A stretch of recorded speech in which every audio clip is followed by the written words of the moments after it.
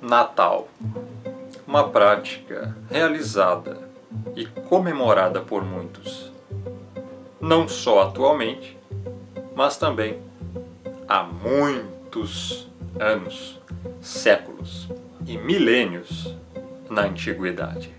Hoje você vai aprender como surgiu o Natal, de onde surgiu o Natal, se o Natal é uma prática saudável ou não, se ela agrada o Altíssimo e se deve ser comemorada por aqueles que se dizem cristãos, evangélicos, espíritas, ateus, muçulmanos, hindus, católicos, romanistas, filhos do Altíssimo, judeus, israelitas, eleitos, não eleitos, todas as pessoas do mundo. O que significa realmente o Natal? E, por mais incrível que pareça, para onde vão as pessoas que comemoram o Natal? Inocentemente ou não? Eu sou o Rômulo Marasquim, do canal Firmeza da Verdade.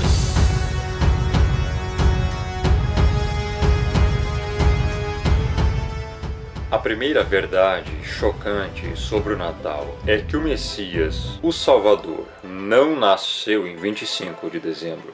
Embora a maioria das pessoas, inclusive cristãos, evangélicos, assim denominacionados de todo o mundo, observem este dia como o dia do nascimento do Salvador, sabemos com certeza que ele não nasceu em 25 de dezembro, nem em qualquer outro dia durante a época de inverno no hemisfério norte. Pelo menos dois fatos evidenciam isto. Veja o que a Bíblia diz a respeito da época do nascimento do Messias. Ora, havia naquela mesma comarca pastores que estavam no campo e guardavam durante as vigílias da noite o seu rebanho. Lucas 2:8. Estando estes pastores vigiando suas ovelhas durante a noite pelos campos, o anjo veio até eles com a mensagem do nascimento do Messias. Já é sabido que os pastores da Judéia não se abrigavam nem mantinham suas ovelhas nestes campos abertos após o fim de outubro, devido ao frio, ao vento e à chuva do inverno. Os pastores sempre recolhiam seus rebanhos das montanhas e dos campos até 15 de outubro, aproximadamente. Obviamente, o nascimento do Messias não poderia ter ocorrido após o início do inverno, como no dia 25 de dezembro.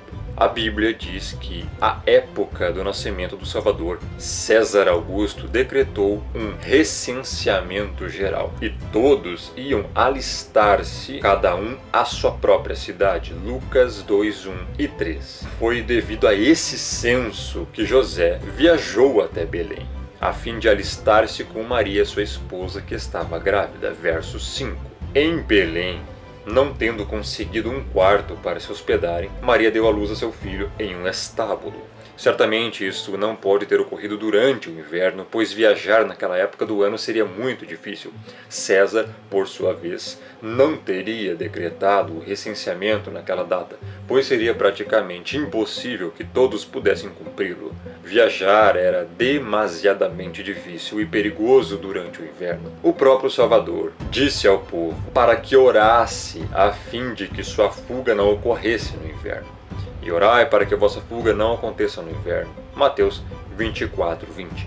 De fato, a história mostra que esses censos sempre aconteciam no fim da colheita, por volta de setembro ou outubro, uma época bem mais adequada para viajar e realizar um recenseamento. Obviamente, o Salvador não pode ter nascido em 25 de dezembro, seu nascimento foi provavelmente no outono, mas não podemos determinar o dia exato. Até mesmo os romanistas são forçados a admitir que a data do nascimento do Salvador não é conhecida. O mais provável é que o Messias nasceu na época da festa dos tabernáculos. Por isso que a Bíblia diz que ele tabernaculou entre nós. Sem dúvidas, o dia do nascimento do Messias seria o dia mais importante da história da humanidade. Sabemos as datas de nascimento de muitas pessoas famosas, homens da antiguidade, desde os Césares até os faraós. E de fato, no Egito, celebrações de aniversário estão documentadas desde antes do século XIII a.C. Mas não há uma única referência em todos os 66 livros da Bíblia e nenhuma menção na literatura da igreja primitiva que apontem para a data do nascimento do Salvador. Obviamente, o Criador não quis que soubéssemos a data em que ele nasceu. Uma coisa é certa: se o Pai, o Altíssimo, o Criador, quisesse que a igreja, que nós, celebrássemos o nascimento do Salvador, do Messias, ele nos teria dito. As mentes sensatas só podem concluir que a razão pela qual a Bíblia faz silêncio a esse respeito é que nunca foi a intenção do Criador que o nascimento do Salvador fosse celebrado. O Natal não é uma doutrina bíblica. O Salvador e os seus apóstolos nunca fizeram do Natal um dia sagrado. Não há nenhuma passagem na Bíblia que nos incentive a celebrar o nascimento do Cordeiro. O Messias não pediu para celebrarmos o dia do seu nascimento, não ordenou que comemorássemos o dia do seu nascimento, nem nada parecido. Nenhum apóstolo e discípulo celebrou e comemorou o dia do nascimento dele. Isso te choca? Isso pode chocar a muitos, mas é a verdade. Então, o que é o Natal? O Natal é a continuidade da antiga Saturnália pagã. A Saturnália era um festival da antiga Roma em honra ao deus Saturno, que ocorria em 17 de dezembro no calendário juliano e mais tarde se estendendo com festividades até 23 de dezembro. O feriado era celebrado com um sacrifício no templo de Saturno, no Fórum Romano, com um banquete público, seguido de troca de presentes em privado, festa contínua e uma atmosfera de carnaval que derrubava as normas sociais romanas. O jogo era permitido e senhores ofereciam serviço de mesa a seus escravos. O poeta Catulo chamava o festival de o melhor dos dias. Caio Valério Catulo foi um sofisticado e controverso poeta romano durante o final do período republicano. Na mitologia romana, Saturno era uma divindade agrícola que foi dito ter reinado sobre o mundo na Era Dourada, quando os seres humanos apreciavam a recompensa espontânea da terra, sem precisar do trabalho, em um estado de inocência. Pelo simples fato de o Natal não ser mencionado uma única vez na Bíblia inteira, é razão suficiente para que não tenhamos nada a ver com ele. O dia 25 de dezembro tem profundo significado religioso. De fato, muito antes do Salvador nascer, 25 de dezembro era mundialmente o mais reconhecido e celebrado feriado da antiguidade entre as nações idólatras. Esse dia era universalmente reconhecido e celebrado como o nascimento do deus Sol Mitra, que também era conhecido por diversos nomes em outras partes do mundo. O nascimento de outras divindades solares como Osíris, Horus, Hércules, Baco, Adonis, Júpiter, Tamuz, Saturno e etc. também era celebrado em 25 de dezembro. O Natal originou-se a partir do culto a um deus Sol. Era a celebração do solstício de inverno, um período de festanças, orgias e bebedices, exatamente do mesmo modo que muitos celebram ainda hoje. As atuais tradições natalinas, como a decoração do pinheiro, as luzes, os enfeites de folhas de azevinho e flor de Natal, também conhecida como poinsettia ou flor de papagaio, a troca de presentes, as festas e comemorações, são todos elementos essenciais desse solstício de inverno pagão. A história registra como essas celebrações pagãs se entrincheiraram firmemente na sociedade, e quando a seita romanista, mais conhecida como Igreja Católica Apostólica Romana, não conseguiu persuadir o povo a abandonar essas práticas idólatras, elas foram adotadas. A seita romanista adotou cada aspecto pagão dessas abomináveis tradições, incluindo a data, e simplesmente os renomeou. Agora, em vez de celebrar o nascimento de Tamuz ou Saturno ou qualquer uma das outras divindades solares, a intenção seria a de celebrar o nascimento do tão conhecido e assim nominado Jesus Cristo. O cristianismo foi misturado com o paganismo. Foi no século V que a seita romanista ordenou que se observasse o nascimento de Cristo, assim nominado Cristo, no dia 25 de dezembro, o dia da antiga festa romana do nascimento do Sol. Um dos nomes do Deus Sol. Nenhum investigador honesto pode negar esses fatos claros. A palavra greco-romana Cristo, que vem de Krestos, significa crista. É por isso que você observa no capacete romano dos soldados o símbolo do seu deus, o deus Mitra, o deus Sol, a crista do capacete romano.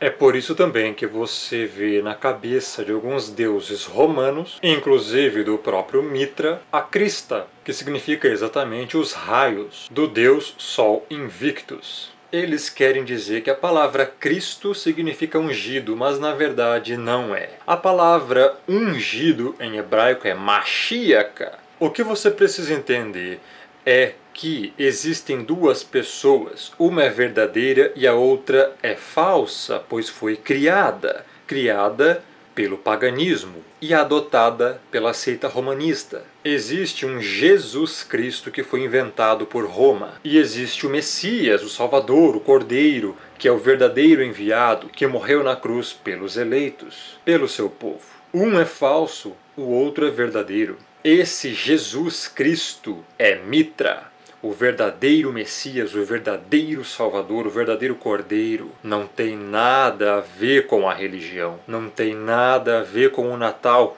e não tem nada a ver com esses nomes paganizados, aportuguesados, blasfemos e heréticos que foram introduzidos na religião cristã.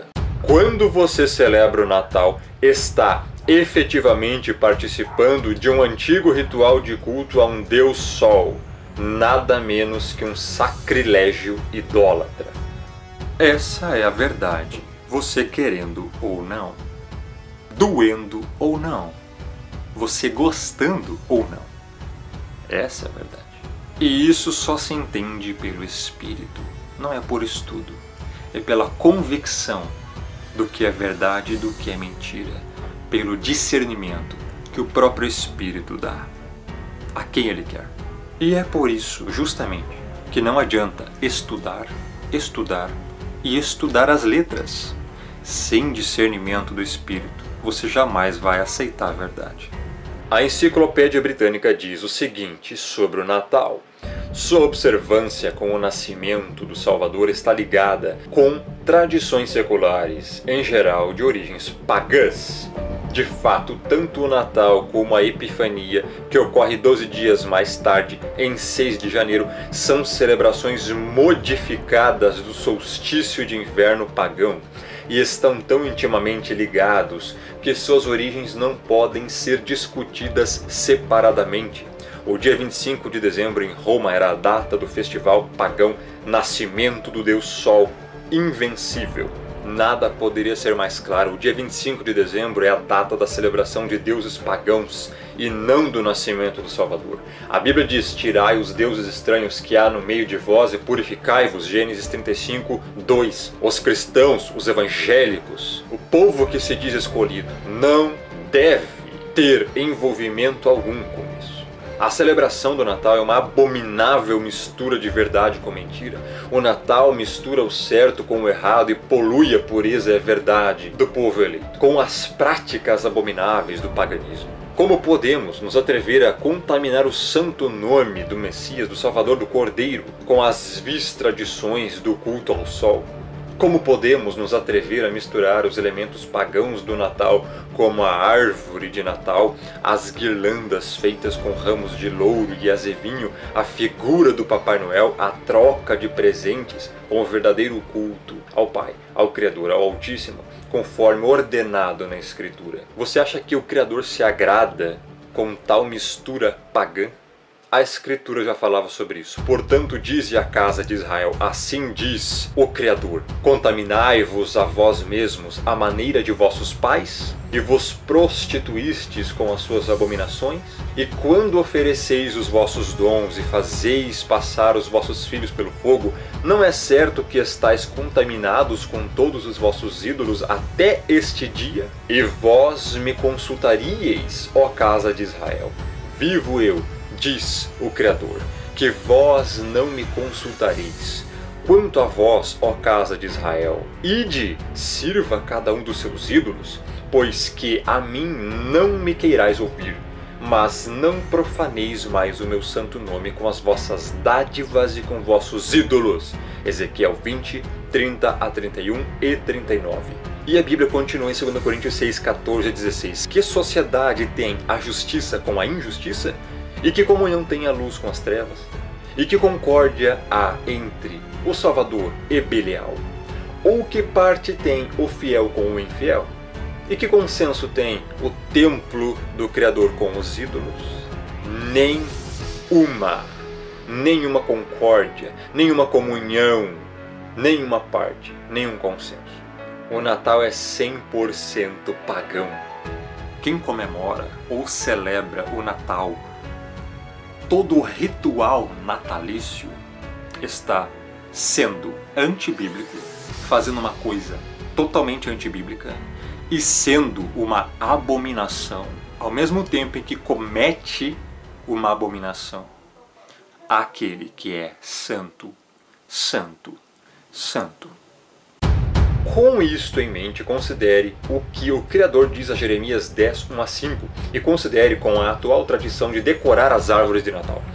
Ouvi a palavra que o Criador vos fala a vós, ó casa de Israel. Assim diz o Criador: não aprendais o caminho dos gentios, nem vos espanteis dos sinais dos céus, porque com eles se atemorizam as nações. Porque os costumes dos povos são vaidade, pois corta-se do bosque um madeiro, obra das mãos do artífice, feita com machado, com prata e com ouro o enfeitam, com pregos e com martelos o firmam, para que não se mova.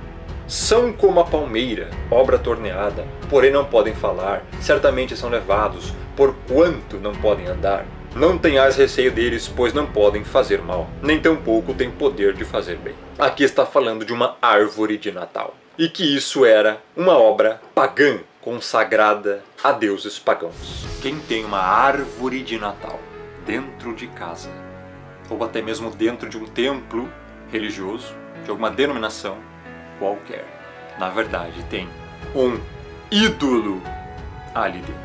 Você tem um ídolo dentro da sua casa se você tem uma árvore de Natal dentro dela. Você tem um ídolo dentro da sua denominação se você tem uma árvore de Natal ali dentro. Isso é abominável aos olhos do Pai. Ele não tolera nenhum ídolo. A troca de presentes. Para muitas pessoas, os presentes são a parte mais importante do Natal. Muitos chegam a se endividar para comprar presentes caros e dá-los para pessoas de quem nem sequer gostam. Mas na verdade, essa prática veio da tradição de dar presentes durante a época dos feriados, antes mesmo que existisse o Natal. Os antigos romanos trocavam presentes durante o festival de inverno da Saturnália, que era o culto consagrado ao deus pagão Saturno. Nada contra presentear alguém. Dar presentes, ajudar alguém, isso não é errado. Isso até é bíblico. Devemos ajudar o próximo, amar o próximo, suprir as necessidades dele. Se ele está necessitado, vai e ajuda-o. Nada contra presentear ninguém.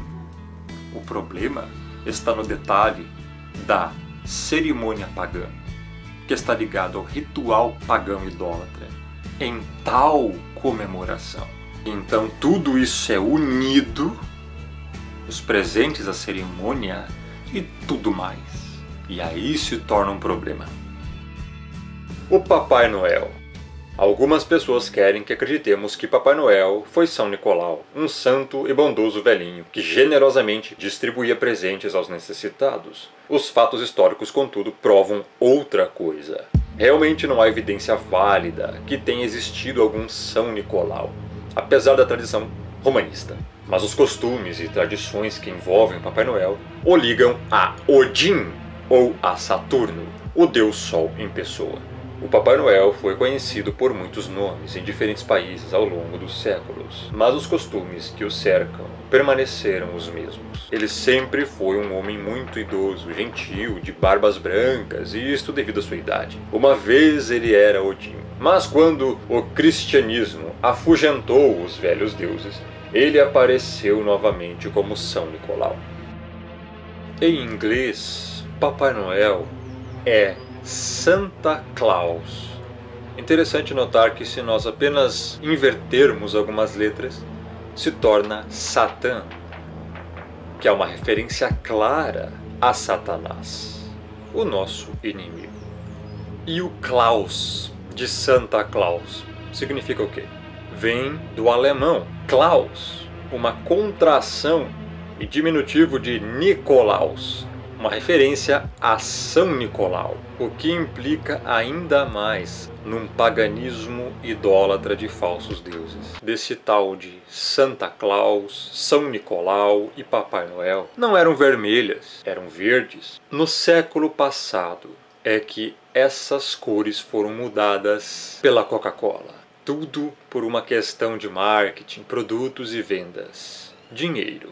O visual vermelho e branco ganhou impulso em 1931, quando a Coca-Cola realizou uma grande campanha publicitária usando um Papai Noel.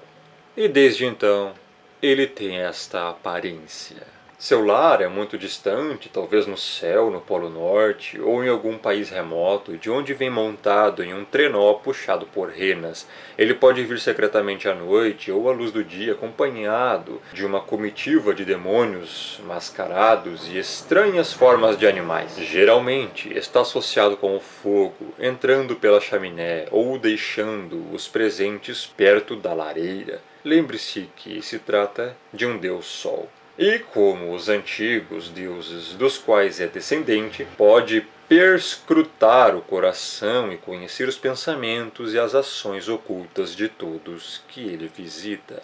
Inegavelmente, o Papai Noel é uma espécie de Deus, entre aspas, devido aos seus atributos de, também entre aspas, divindade.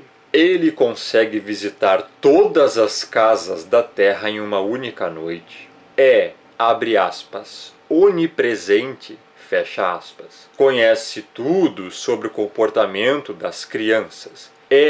Abre aspas, onisciente, fecha aspas. Recompensa os bons e pune os maus. Exatamente como o Criador. Até mesmo os pais cristãos já declararam a seus filhos que o Papai Noel é um Deus, dizendo coisas como: seja um bom menino, porque o Papai Noel está vendo. Ou, vamos dizer ao Papai Noel o que você quer para o Natal, etc. Contudo, o Criador disse: não terás outros deuses diante de mim. Êxodo 20, verso 3. Não resta dúvidas que Papai Noel é ninguém menos que o deus pagão cultuado no passado como Odin ou Saturno. Veja o que o Altíssimo diz sobre isso. Com deuses estranhos o provocaram a zelos, com abominações o irritaram. A zelos me provocaram com aquilo que não é Deus. Com os seus ídolos me provocaram a ira, diz o Criador. Deuteronômio 32, 16 e 21. Vemos que o Natal é uma comemoração e celebração totalmente idólatra e pagã. A Bíblia diz: portanto, qualquer que quiser ser amigo do mundo, constitui-se inimigo do Criador, do Pai, do Altíssimo. Tiago 4, verso 4. Todos os que estão comemorando o Natal estão sendo amigos do mundo, celebrando festas pagãs e idólatras a outros deuses. Portanto, estão sendo inimigos do Pai. Essa é a verdade, a mais pura verdade. Todos os que comemoram e celebram o Natal estão sendo inimigos do Altíssimo, pois estão fazendo práticas que são consagradas ao mundo, que não tem parte alguma com o Eterno. E aí que está o problema. Portanto, se tornam amigos do mundo e automaticamente inimigos do Criador.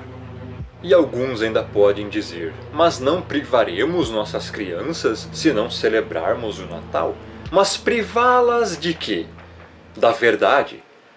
Se você quiser realmente privá-las, continue celebrando os feriados do mundo, continue celebrando a Saturnália romana, adorne a árvore da idolatria, continue mentindo para seus filhos sobre o Papai Noel e você vai privá-los da verdade, da luz e talvez de muito mais do que isto. Se você já leu Apocalipse 21:8, sabe qual será o destino dos mentirosos. Leia também Gálatas 5:20 a 21 e 1 Coríntios 6:9 a 10 e veja para onde os idólatras irão.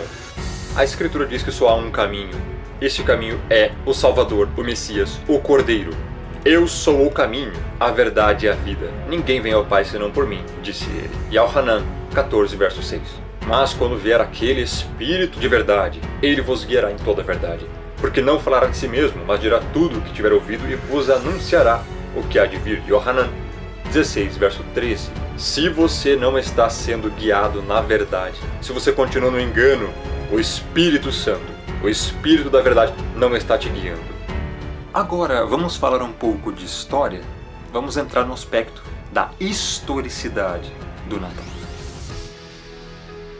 Você sabia, por exemplo, que comemorar o Natal era proibido nos Estados Unidos até 1836? Acredite ou não, o Natal já foi proibido e por cristãos. Todas as atividades de Natal, incluindo danças, peças sazonais, jogos, cantar canções natalinas e, sobretudo, de beber, foram proibidas pelo parlamento, dominado pelos puritanos da Inglaterra em 1644, com os puritanos da Nova Inglaterra seguindo a tendência.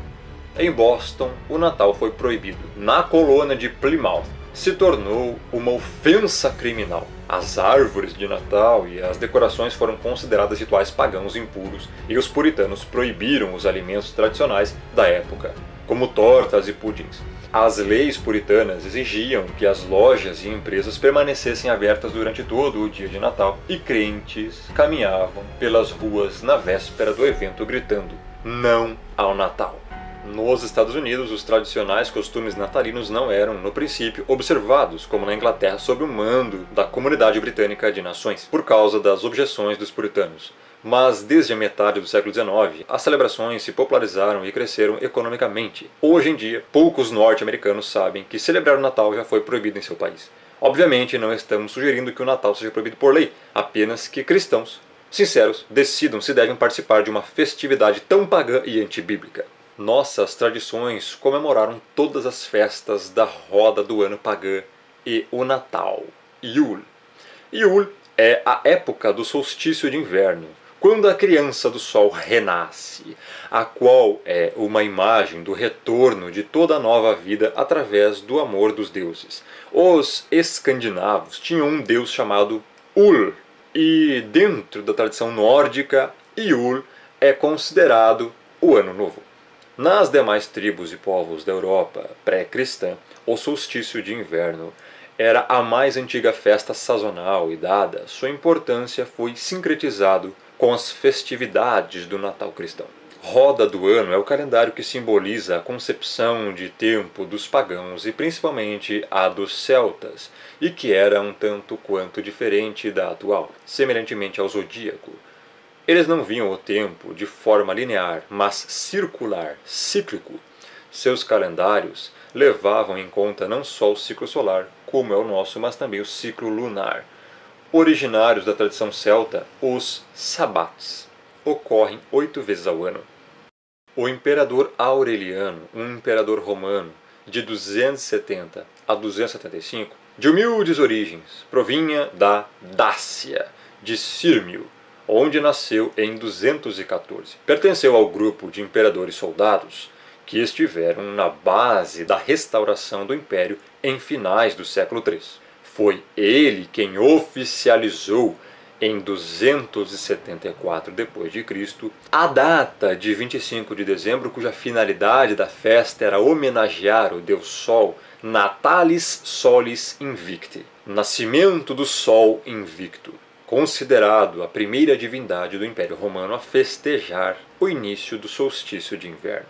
A New Catholic Encyclopedia, 1967, volume 3, página 656, reconhece o seguinte: a data do nascimento de Cristo não é conhecida. Os evangelhos não indicam nem o dia nem o mês. Em 25 de dezembro de 274, Aureliano mandou proclamar o deus Sol como o principal padroeiro do império e dedicou um templo a ele no campo de Marte. O Natal se originou numa época em que o culto do Sol era particularmente forte em Roma. Se formos estudar sobre uma origem ainda mais antiga, vamos chegar aonde sobre o Natal? Por um acaso você já achou o Natal na Bíblia, na Escritura? É óbvio que não, pois ele não existe lá. Mas um fato interessante foi que um dia o Messias nasceu, e foi um fato tão relevante que dividiu a contagem do tempo em dois: antes de Cristo e depois de Cristo. E esse acontecimento não se acredita somente pela fé, é um fato. Agora, como não tiveram como negar isso, inventaram o Papai Noel, as reinas, os duendes e os presentes. Com isso, as crianças crescem acreditando que Papai Noel existe, e à medida que vão crescendo, descobrem que Papai Noel na verdade não existe, nunca existiu, e que tudo era uma farsa. Por associação, subliminarmente, também passam a não dar muito crédito a Jesus Cristo, ao Messias, ao Salvador, a Ele, ao enviado, ao ungido que veio morrer pelos eleitos, pelo povo do Criador. Como se ele também passasse a fazer parte dessa farsa do Natal. Eis aí um dos propósitos obscuros do Natal. Para a gente entender um pouco mais sobre isso, precisamos voltar um pouco no tempo, temos que chegar aos dias de Noé. É a partir daí que nós poderemos entender como surgiu esse costume do Natal. E também podemos aproveitar e falar muitas outras coisas. Por exemplo, quem é a mulher que está estampada em todas as notas do dinheiro brasileiro? Quem é a mulher da moeda, cara ou coroa? De quem é a cara? Qual é a mulher da estátua da liberdade? Qual é a mulher que está como símbolo da Colômbia? Todas essas perguntas serão respondidas agora. Temos que começar indo ao livro de Gênesis, onde conta a história de Noé, o homem que construiu a arca e salvou 8 pessoas e um grupo enorme de animais da destruição do dilúvio. Após o dilúvio, Noé bebeu vinho e embriagou-se. Tirou as suas roupas e achava-se nu. Está em Gênesis 9, 21. Dentre os filhos de Noé, que se safaram da destruição, havia um chamado Cã, ou Cão, em outras traduções. Esse seu filho, ao ver Noé nu, achou muito engraçado, riu e correu para contar para os outros irmãos que Noé estava nu. Isso não agradou Noé. Os outros irmãos, Sem e Jafé, andaram em direção ao pai com os rostos virados, pegaram uma capa e cobriram a nudez do pai. Dessa forma, Noé amaldiçoou Cã e sua descendência. Noé disse que Cã agora passaria a ser escravo de Sem e que Jafé habitaria junto com Sem. Amaldiçoado pelo seu pai, Cã andou por caminhos errados e teve filhos. Um de seus filhos se chamava Cuxi. Este conheceu e casou-se com uma mulher chamada Semiramis, que era uma mistura aí de Jezabel, esposa de Acabe, com uma Hillary Clinton. E dessa união nasceu Nimrod. Nimrod foi a personificação da desobediência. Ele foi uma espécie de Hitler, Stalin, misturado com Mao Tse-tung e Kim Jong-un daquela época. Podemos dizer que Nimrod foi o primeiro ditador da história, como está escrito em Gênesis 10, 8. Ele construiu diversas cidades, e a mais famosa se tornou a Babilônia. A Torre de Babel nasceu nesse período. Ele foi o primeiro líder a se auto-intitular Deus. Nesse avanço de Nimrod como senhor do mundo, entre aspas, já naquela época, construindo as cidades, juntando as pessoas em grupos num só lugar, o que era contrário ao que o Criador mandava fazer, pois o Pai mandava para serem fecundos e que se espalhassem sobre a face da terra, Nimrod cultuava a quem ele dizia que era ele próprio, neste caso, o Sol. Ele se intitulou como sendo o Deus Sol. Esse homem, não ficando apenas nas aberrações que fazia, nas idolatrias que promovia e nas orgias que praticava e incentivava, se apossou da própria mãe.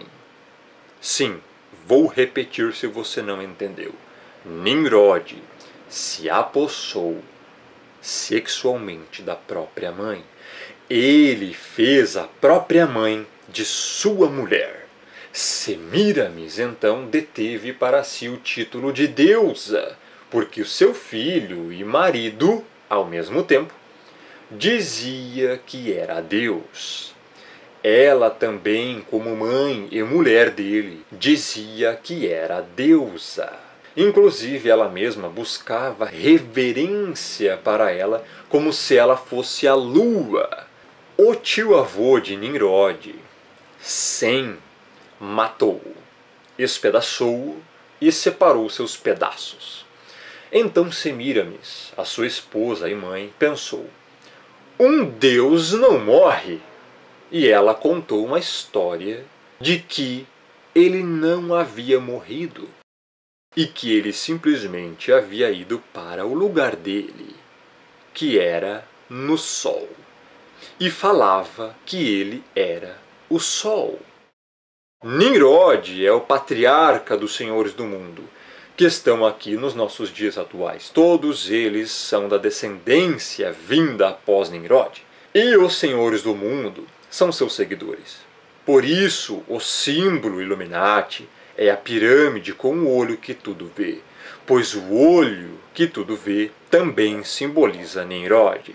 Nesse meio tempo, ela então fica grávida. Mas como poderia, se o marido, que ao mesmo tempo era filho, era o Sol? Então ela contou mais uma história mítica, mais mirabolante ainda. O Deus Sol me engravidou. Vou conceber um fruto do espírito do Deus Sol. Mas na verdade é óbvio que ela tinha feito um filho fora do casamento. Isso é mais do que lógico. Semíramis era uma mulher que não valia nada e hoje é homenageada por todo mundo. Era uma prostituta. Após a morte do marido, grávida, dizia que seu filho que iria nascer era o Filho de Deus e colocou nele o nome de Tamuz. A Bíblia fala de Tamuz em Ezequiel 8, 14 e 18. Levou-me à entrada da porta da casa do Criador, que está no lado norte. E eis que estavam ali mulheres assentadas chorando a Tamuz. Vou repetir. Eis que estavam ali mulheres assentadas chorando a Tamuz. Disse-me: vês isto, filho do homem? Verás ainda abominações maiores do que estas. Por quê? Estas mulheres estavam celebrando o Natal com uma árvore de um pinheirinho de Natal, chorando a Tamuz. Levou-me para o átrio de dentro da casa do Criador. E eis que estavam à entrada do templo, entre o pórtico e o altar, cerca de 25 homens de costas para o templo e com o rosto para o oriente. Adoravam o sol, virados para o oriente. Vou repetir. Adoravam o sol, virados para o oriente. Ou seja, também estavam adorando a Tamuz e a Nimrod. Então me disse: vês, filho do homem? O Criador falando isso para Ezequiel. Está vendo, filho do homem? Está vendo, Ezequiel? Acaso é coisa de pouca monta para a casa de Judá o fazerem deles as abominações que fazem aqui, para que ainda encham de violência a terra e tornem a irritar-me? Ei-los a chegar o ramo ao seu nariz, pelo que também eu os tratarei com furor, os meus olhos não pouparão, nem terei piedade.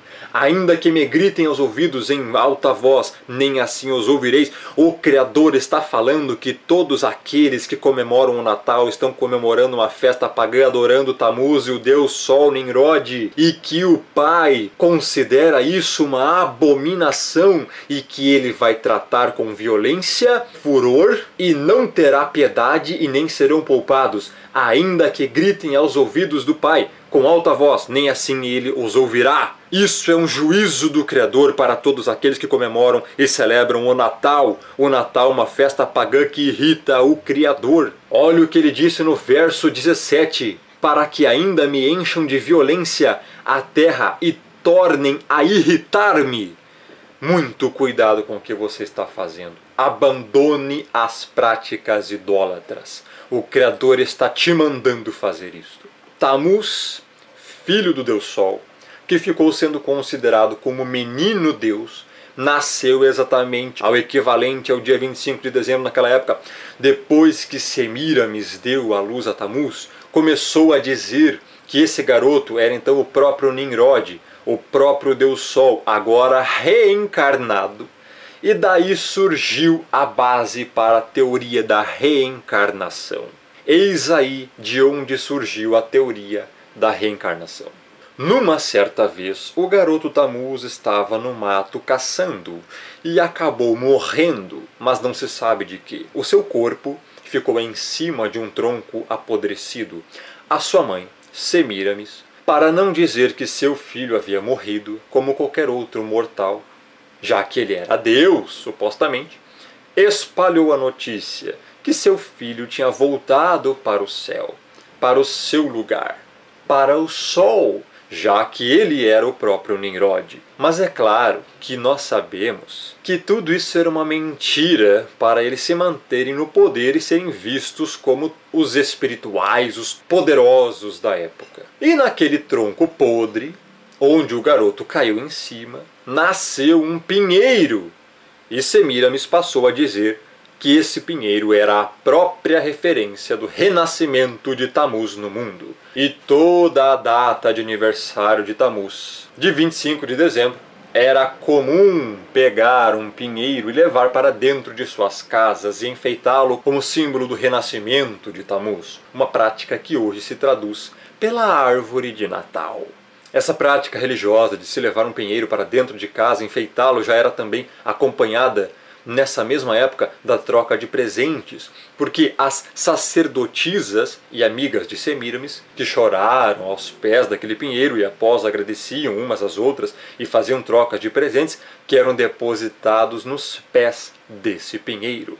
E daí surge o hábito de se trocar presentes no Natal. E agora, espante-se ao ver o que é realmente o significado da árvore de Natal e dos enfeites que nela estão. A árvore de Natal simboliza o pecado original de Adão e Eva. Os enfeites da árvore de Natal simbolizam o fruto que não era para se comer, que foi ordenado a não ser comido. E a fita que vai em volta da árvore simboliza a serpente que estava no Éden. A árvore de Natal é uma celebração ao primeiro pecado do ser humano. Um ritual satânico comemorando o pecado. É isso que significa a árvore de Natal com seus enfeites e a fita em volta. Todos os que têm árvore de Natal dentro de casa estão comemorando o pecado original de Adão e Eva. A própria Semíramis começou a criar o hábito do confessionário também. As pessoas deviam se confessar a ela e às suas sacerdotisas para ter os seus erros perdoados. Dessa atividade surgiu a crença errônea de se confessar para padres e o símbolo da justiça. Porque o que as pessoas faziam de bem e confessavam era colocado de um lado da balança e do outro lado da balança as coisas que as pessoas não faziam de bom. Ou seja, de ruim era colocado do outro lado do prato da balança. E aí haveria que ter justiça para qual lado da balança pesaria mais. É por isso que até hoje o símbolo da justiça é Semíramis. Da crença e das organizações de Semíramis surgiram todos os fundamentos para tudo o que se diz respeito à religião ainda nos dias de hoje. E dando sequência ao assunto sobre quem é a mulher da nota e da moeda brasileira e quem é a mulher da Estátua da Liberdade, parece mentira, mas não é. É Semíramis, a mulher da nota e da Estátua da Liberdade. Pense bem, que homenagem poderia ser maior que essa para os senhores do mundo? Pense comigo, qual homenagem seria maior do que colocar no dinheiro o rosto de quem está sendo homenageado? Você já imaginou a importância para os senhores do mundo isso? Porque Semíramis foi a padroeira, foi a mãe dos senhores do mundo nesse sentido. Eles acreditam que quanto mais louvarem e adorarem os seus deuses, mais poder lhes será dado. Por isso fazem isso. Nimrod é o antecessor da elite global, dos Illuminati, dos senhores do mundo, que hoje governam a Terra. Ele criou a Torre de Babel, da qual o Criador expulsou todo mundo, confundindo as línguas. Mas agora, a elite global está tentando reverter o quadro e retornar de onde pararam, pois é isso que eles querem, voltar ao ponto em que foram interrompidos, porque Nimrod trabalhava já naquela época para um governo único mundial, para um sistema globalizado. Ele unia todos em um só povo, uma só língua. Mas o Criador interferiu e espalhou todo mundo. O Pai interrompeu esse processo, tirou o rio do curso, vamos dizer assim. Mas agora, nos dias atuais, eles tentam voltar novamente a uma única religião, um único idioma e um único governo mundial. Um único falso Deus. O anti-Messias, assim na Bíblia, denominacionado como o Anticristo. Então, após a queda da Babilônia, quando o Império Persa começou a emergir, os mesmos deuses, Nimrod, o Deus Sol, Tamuz, o filho do Deus Sol, e Semíramis, mãe e esposa de Deus e rainha do céu, ou a deusa Lua, ou seja, essas mesmas divindades, passaram a fazer parte agora da cultura da Pérsia, só que com outros nomes. Então caiu este império e surgiu um novo império através de um jovem chamado Alexandre, o Grande. E o Império Grego começa a crescer e os mesmos deuses são levados para a Grécia e lá adquirem outros nomes. Nimrod passa a ser Zeus, Tamuz passa a ser Eros e Semíramis passa a ser Afrodite. No Egito, Nimrod passa a ser Osíris, Tamuz passa a ser Horus e Semíramis passa a ser Ísis. Depois do Império Grego, surge o Império Romano e acontece a mesma coisa. Os deuses persas, egípcios e gregos somam-se aos deuses babilônicos com os nomes adequados aos deuses da Babilônia, mas são sempre os mesmos. É sempre a figura do pai, da mãe e do filho, a família profana. E chega aos nossos dias. Nós temos Semíramis espalhada por todo lado. Mesmo no Brasil, quando iam fundando mais e mais cidades, já iam colocando ali um deus padroeiro. Por exemplo, no Rio de Janeiro é São Sebastião. Além do próprio Nimrod, é claro. Cada localidade, cada cidade, cada região tem um deus padroeiro. No Brasil tem a padroeira Semíramis, mais conhecida como Aparecida, ou Nossa Senhora Aparecida. Inclusive, é conhecido no espiritismo, em várias linhas, que o Brasil foi vendido a esse deus, a essa falsa deusa, a Nossa Senhora Aparecida. Hoje acontece a mesma coisa que acontecia naquela época. Os deuses são os mesmos, apenas têm nomes diferentes. E o Natal surgiu daí. 25 de dezembro é a data de nascimento do filho de Nimrod chamado Tamuz. E, acredite se quiser, A transliteração para os nossos dias, infelizmente, é Jesus. O Messias falava hebraico. A mãe dele chamava ele pelo nome em hebraico. O nome dele é em hebraico. No alfabeto hebraico, sequer a letra J tem. Ou seja, este não é o nome dele. Nome não se traduz, se translitera para o entendimento. Logo, celebrar feriado pagão e afirmar que está honrando o Messias é como ter um caso e afirmar que está honrando a esposa. Onde o Messias nos manda fazer festa de aniversário, com bolos, velas, cantiga e ainda apagar a luz. Compare a hora de cantar parabéns com um centro de feitiçaria. Eles ficam em pé ao redor de uma mesa com as luzes apagadas. Em cima da mesa, velas acesas, e eles cantam no escuro. Não é muita coincidência.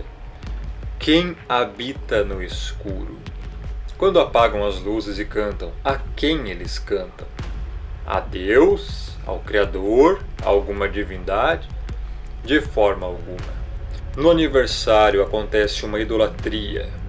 Fazem uma festa para a pessoa, coloca essa pessoa por trás da mesa, de frente para todos, como se fosse um santo, onde os fiéis ficam à frente e lhe oferecem sacrifícios, que neste caso são os presentes. Isso não é uma idolatria. Você sabe de onde veio e para que veio o bolo de aniversário? O bolo de aniversário veio da Grécia Antiga, onde fazia um culto de agradecimento à deusa Artemis, que na verdade era um demônio, pela fertilidade dos campos. E as velas, eles acreditam que tinham através da fumaça o dever de levar os pedidos e desejos aos deuses. Que deuses são estes? Já vimos que o Criador condena qualquer adoração a outros deuses, porque não existem, mas por trás deles vem a imagem da besta, porque são ídolos mortos, demônios. Por isso, tudo que vimos sobre a festa de aniversário não é oriunda do Pai. Qual a origem da festa de aniversário? De onde surgiu e como surgiu? Qual é a verdade oculta por trás da comemoração do tão conhecido aniversário? Essas festas tiveram origem na antiguidade, nos tempos dos primórdios. Os romanos comemoravam o nascimento de uma pessoa conhecido como dies.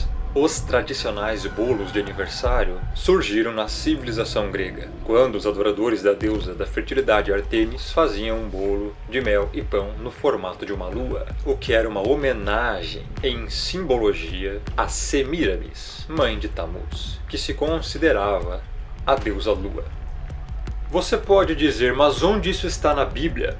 Está aqui em Jeremias 7, verso 16 ao 20. Tu, pois, não intercedas por este povo. Aqui é o Criador falando para Jeremias, dizendo a ele, não interceda por esse povo, não orem por esse povo idólatra, nem levantes por ele clamor ou oração, nem me importunes, Jeremias.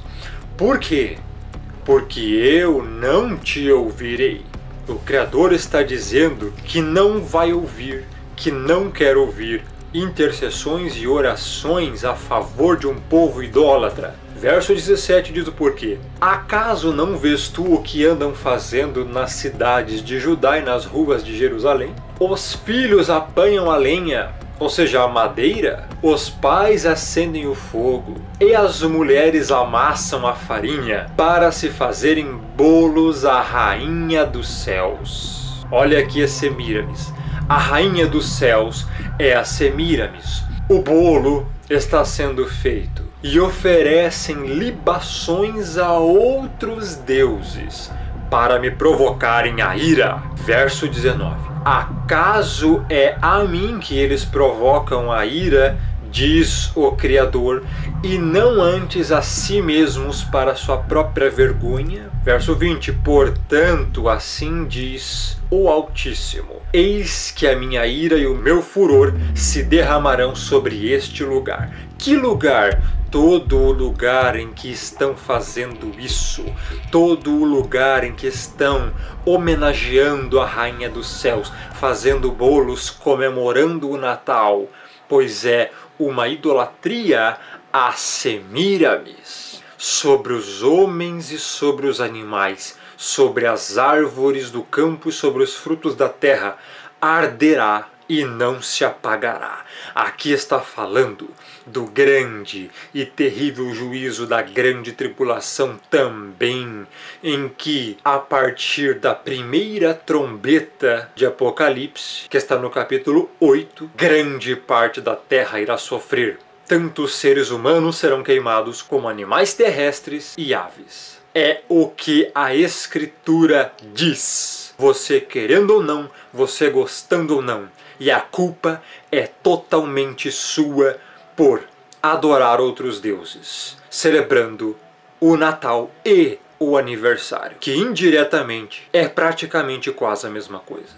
As velas colocadas em cima do bolo também surgiram na antiguidade, na época dos deuses antigos, pois as pessoas acreditavam que a fumaça das velas levavam as preces dos fiéis até o céu, além de proteger o aniversariante de espíritos ruins e garantir sua proteção ao ano vindouro.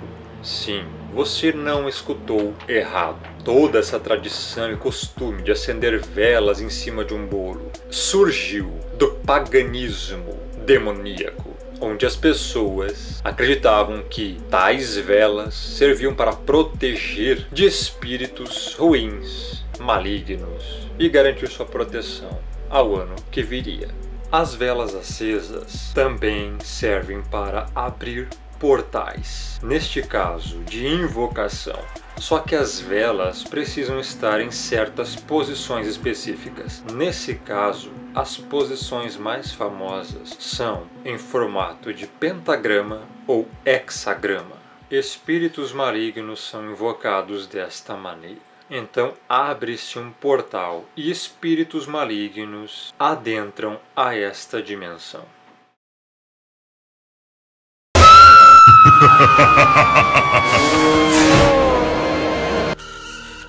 Esses costumes de bolos e velas são costumes de adorações a demônios. Quando a pessoa prepara a tradição de bolo e vela ao aniversariante, a mesma está fazendo adoração oculta aos deuses greco-romanos. Podemos citar de que o mesmo jeito é comemorar a Páscoa, o Natal, o Carnaval, São João e etc. A Páscoa da forma mundana, de coelhinhos e ovos, que não tem nada a ver com o real significado da Páscoa. Mas o que as escrituras sagradas relatam sobre aniversários, na verdade existem duas passagens de aniversários nas escrituras, e não foram nada positivas. Apenas duas. Vejamos. E aconteceu ao terceiro dia, o dia do nascimento de Faraó, que fez um banquete a todos os seus servos e levantou a cabeça do copeiro-mor e a cabeça do padeiro-mor no meio dos seus servos, e fez tornar o copeiro-mor ao seu ofício de copeiro, e este deu o copo na mão de Faraó, mas ao padeiro-mor enforcou, como José havia interpretado. Gênesis 40, 20 a 22. Ou seja, no aniversário do Faraó houve morte. Lembrando também que Faraó invocava Horus e era um ímpio. Vejamos a outra passagem, que foi no aniversário de Herodes. Festejando-se, porém, o dia natalício de Herodes, dançou a filha de Herodias diante dele, e agradou a Herodes. Por isso prometeu com juramento dar-lhe tudo o que pedisse. E ela, instruída previamente por sua mãe, disse: dá-me aqui num prato a cabeça de João Batista. E o rei afligiu-se, mas, por causa do juramento e dos que estavam à mesa com ele, ordenou que se lhe desse, e mandou degolar João no cárcere. E a sua cabeça foi trazida num prato e dada à jovem, e ela a levou à sua mãe. Mateus 14, 6 a 11. A própria passagem explica o quão foi negativo o aniversário do rei Herodes. O fato é que nem o nosso Salvador, nem os seus discípulos e nem os seus profetas comemoravam aniversários. Então veja que em toda a Bíblia, só temos duas narrativas de aniversários, do faraó e do rei Herodes, dois ímpios que comemoravam seus aniversários. Mas o que o nosso Salvador nos ensina sobre festas e jantares? Vejamos. E dizia também ao que eu tinha convidado: quando deres um jantar ou uma ceia, não chames os teus amigos, nem os teus irmãos, nem os teus parentes, nem vizinhos ricos, para que não suceda que também eles te tornem a convidar e te seja isso recompensado. Mas quando fizeres convite, chama os pobres, aleijados, mancos e cegos, e serás bem-aventurado, porque eles não têm com o que te recompensar, mas recompensado te será na ressurreição dos justos. Essa ressurreição dos justos refere-se ao dia da volta do Messias, que será apenas no final da grande tribulação. E então serão dados os galardões, as recompensas, aos salvos. Na interpretação, o que é mais importante para o Salvador é o convite das pessoas mais humildes e necessitadas, e não de pessoas que possam recompensá-las, como parentes, amigos, irmãos e ricos. Note que o dia mais importante na religião conhecida como satanismo é o dia do nascimento, pois acreditam que neste dia nasce um Deus. Anton LaVey, fundador da Igreja de Satã, disse: I'm glad that Christians' parents let their children worship the devil at least one night out of the year. Estou feliz que pais cristãos deixam suas crianças adorarem o diabo pelo menos uma noite do ano. Ele disse isso em referência ao aniversário. E ele também disse: Birthdays, the highest of all holidays in the Satanic religion, is the date of one's own birth. O maior de todos os feriados na religião satânica é a data do próprio aniversário da pessoa. E veja aqui uma cena do seriado Sabrina, que é transmitido na Netflix como entretenimento familiar. O próprio Satanás, sentado junto na comemoração do aniversário da Sabrina. Quer mensagem subliminar mais direta do que essa? Sim, te enganaram há todo este tempo. Durante todo esse tempo, você deu crédito a mentiras pagãs. Mas não na verdade. Todos aqueles que não se arrependem e não mudam, não param imediatamente de comemorar o Natal. Todos aqueles que estão comemorando o Natal estão cometendo idolatria, pecados abomináveis contra o Pai e não são salvos, pois estão consagrando dias a falsos deuses, demônios, denominações que estão incutindo dentro delas costumes pagãos de Natal, tem até denominações com árvores de Natal dentro. Estão cometendo grave pecado. Não estão agradando o Criador. Devem parar imediatamente, se arrepender, se converter, pois estão cometendo idolatria. Quem não se arrepende não é salvo. E se você está comemorando isso e quer fazer as coisas corretamente, você deve parar imediatamente com isso. O Criador está te chamando para parar de ser idólatra e cometer costumes pagãos.